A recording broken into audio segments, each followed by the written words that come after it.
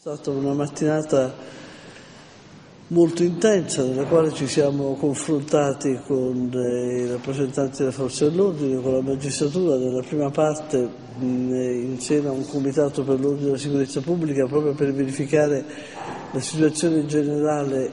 della sicurezza sul territorio, con un riferimento specifico agli attentati e alle intimidazioni che subiscono i sindaci della Sardegna. È un fenomeno che consideriamo molto serio, molto grave e soprattutto che riteniamo che vada combattuto con tutte le forze, perché gli amministratori devono essere liberi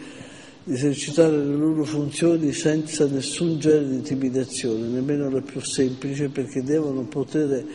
veramente esprimere al massimo le loro potenzialità con la pienezza dei loro poteri. Quindi abbiamo visto questo primo aspetto. La seconda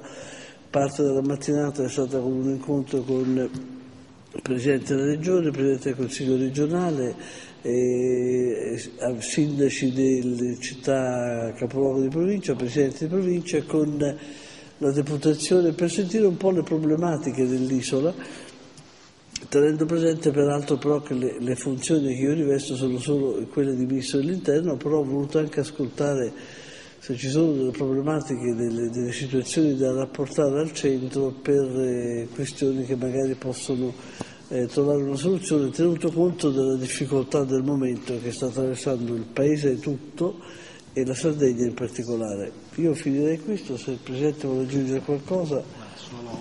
molto rapidamente per dire che ho dato il benvenuto al Ministro rappresentando l'apprezzamento mio, ma altrettanto hanno fatto gli altri amministratori presenti per la sua venuta in Sardegna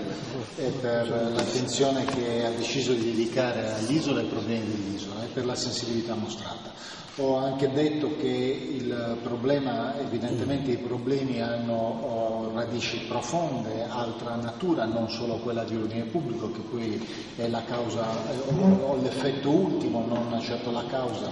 di un disagio sociale ormai drammatico, e quindi ho richiamato quelli che sono i temi oggetto del confronto col governo: vertenza Sardegna, il problema gravissimo del finanziamento degli ammortizzatori sociali in deroga, tutti quei temi che noi riteniamo debbano essere affrontati con urgenza. Ho pregato il Ministro ha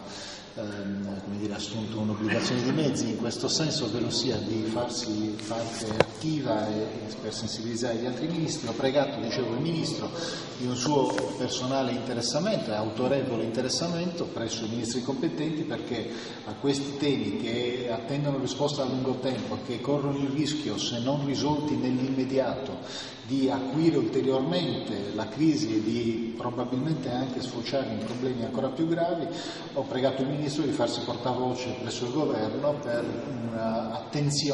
per la necessaria attenzione rispetto alle nostre istanze.